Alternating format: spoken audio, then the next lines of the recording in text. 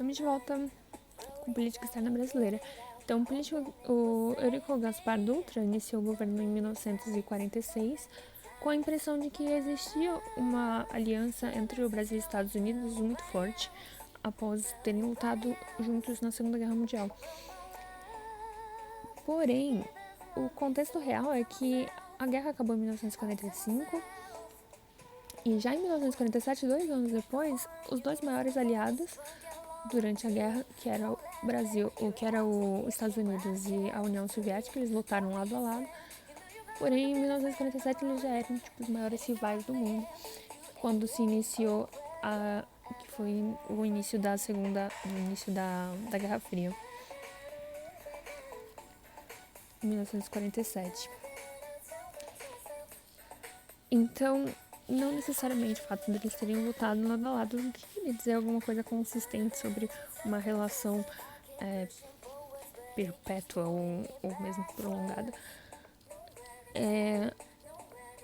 E de qualquer forma, em 1947, com o início da Guerra Fria, o foco dos Estados Unidos era a Europa, para não deixar com que se houvesse uma disseminação do socialismo na Europa. Então, uma das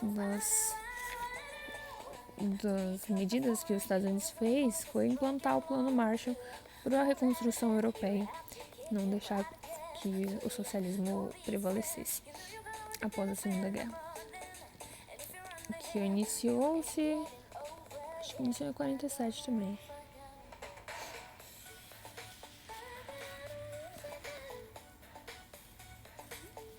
Pelo que parece, sim. Então,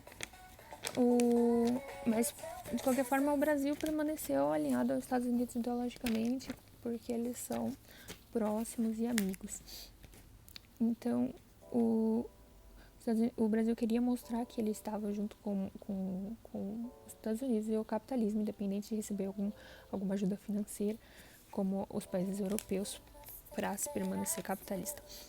No caso, o Brasil simplesmente decide, em 1947 ainda, logo no início da Guerra Fria, ele romper relações com a União Soviética. Rompimento de relações com a URSS. Então, o Brasil rompeu relações diplomáticas com a União Soviética em 1947, e isso foi inclusive questionado e criticado pelos Estados Unidos, porque nem mesmo os Estados Unidos tinham rompido relações. E não é uma boa ideia se você quer prevenir uma guerra, não é uma boa ideia você romper as relações de diálogo. Então, em 1947, foi proposto pelos Estados Unidos um acordo na América Latina, que era chamado de TIAR, que é o Tratado Interamericano de Assistência Recíproca, que era uma intenção dos Estados Unidos de proteger os países da América Latina caso eles fossem invadidos por algum país externo, né? Algum país europeu, etc. No entanto, não existia um real perigo para a invasão, mas o Brasil apoiou esse tratado, o TIAR, e tanto que foi chamado de Tratado do Rio, que ocorreu em Petrópolis, e com grande apoio dos Estados Unidos. E ele beneficiava mais os Estados Unidos por aumentar a sua zona de influência na América Latina do que realmente conferir uma proteção para os países da América Latina, pois não havia um real perigo de invasão. Não existia interesse, né, dos países europeus na América Latina.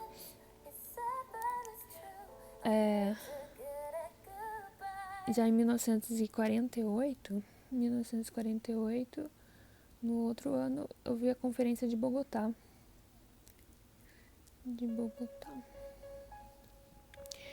Que o Brasil também apoiou a criação do que foi chamado de OEA.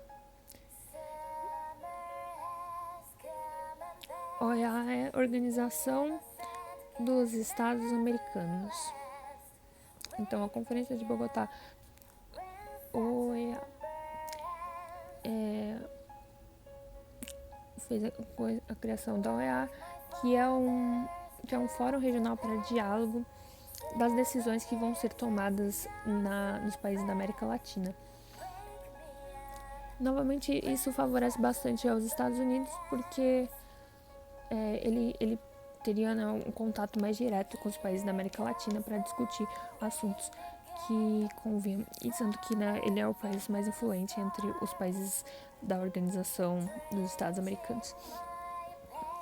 Mais influente, mais desenvolvido, e etc. Então, em 1900, e o Brasil também apoiou a criação da OEA. Já em 1949, um ano depois, 49 agora, houve a Revolução Chinesa, Socialista Chinesa. Mao Tse-tung. Mao Tse-tung fundou, né, a República Popular Chinesa, que era uma república socialista, que era uma China socialista, que era a China continental, né, o maior que ocorreu isso na China continental. Já o antigo líder da China correu para Taiwan, fugiu para Taiwan e fundou em Taiwan a República da China. Não tem aqui o mapa, mas seria a República Popular da China, seria a China continental, que é a maior área, que é a China atual. E o Brasil votou a favor da República da China, que era a parte que estava em Taiwan, capitalista, como a verdadeira China na votação na ONU, ao lado dos Estados Unidos. Então vamos colocar aqui República da China, que ele foi votada para representar a China.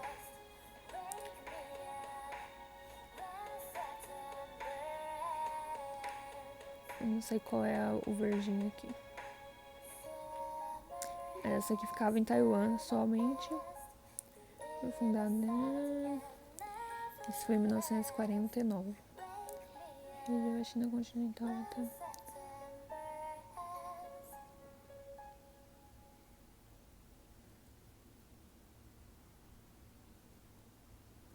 Ok.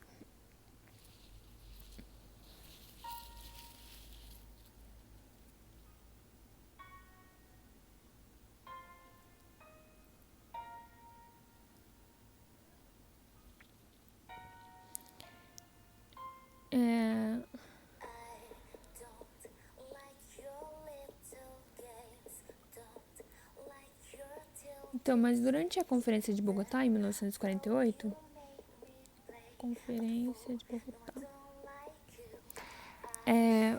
o Brasil pressionou os Estados Unidos. Ele falou, eu apoio a fundação da OEA, mas necessita ter um plano Marshall para a América Latina. A América Latina também entrou na guerra e a América Latina também precisa de desenvolvimento, precisa de financiamento, de dinheiro. E aí os Estados Unidos, em resposta, criou o que foi chamado de comissão mista, mas ela não rendeu comissão mista, não rendeu reais, frutos materiais ou dinheiro em si.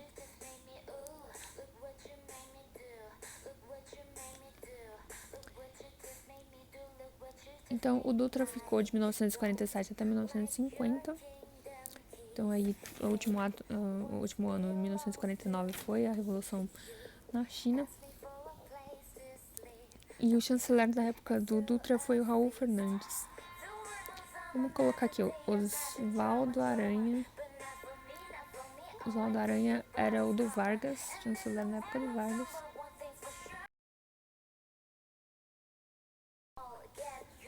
E agora no Dutra era o Raul Fernandes. Raul Seixas apareceu ali, mais importante, né? Nem tem foto dele. Fala sério, tem que ter foto. Imagens. Qual é ele? Eu acho que esse primeiro aí. Tem um monte de... Ele é modelo. Não sei. Deve ser esse aqui. Ok. E...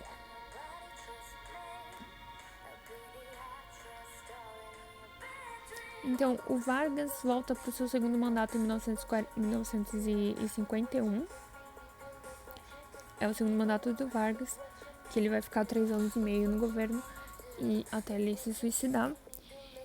E ele volta pro governo, então, com essa tentativa de voltar a receber favores, né?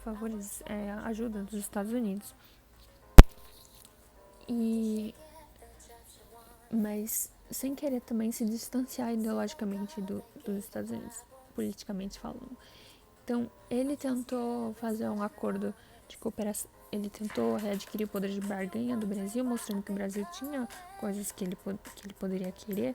Então, ele fez um acordo de cooperação nuclear Brasil e Estados Unidos, permitindo venda, né, de urânio de forma exclusiva para os Estados Unidos. E o Brasil é fonte de urânio Brasil. Possui 66% das reservas mundiais de urânio.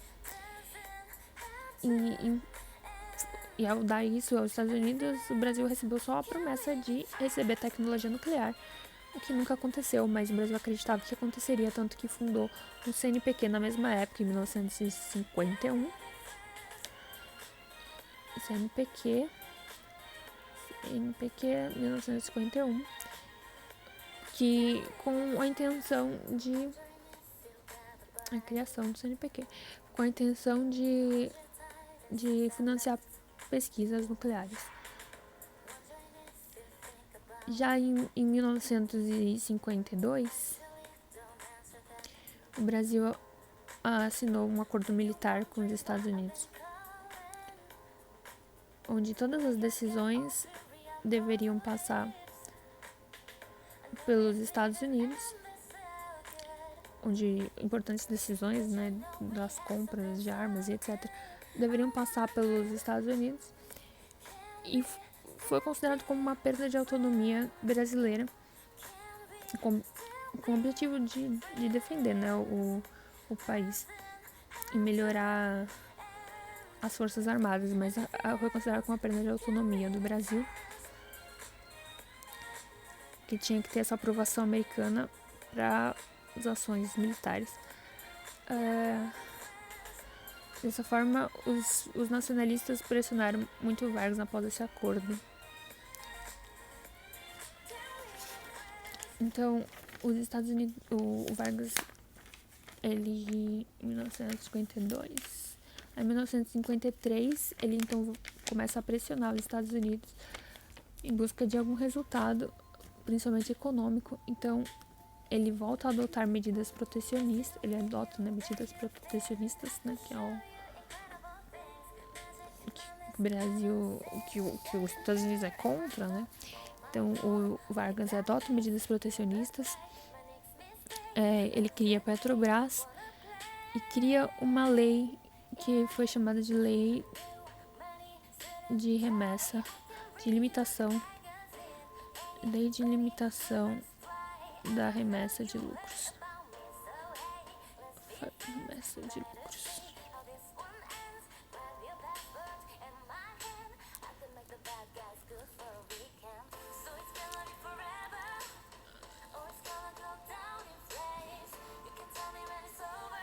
E essa lei Vargas, 1953.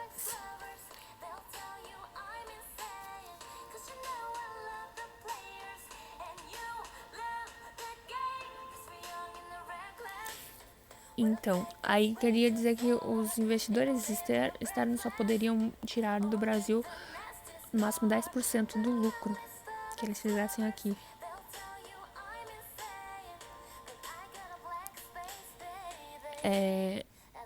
Mas aí parte de criar protecionismo incomoda também os liberais, além dos nacionalistas que não ficaram satisfeitos com a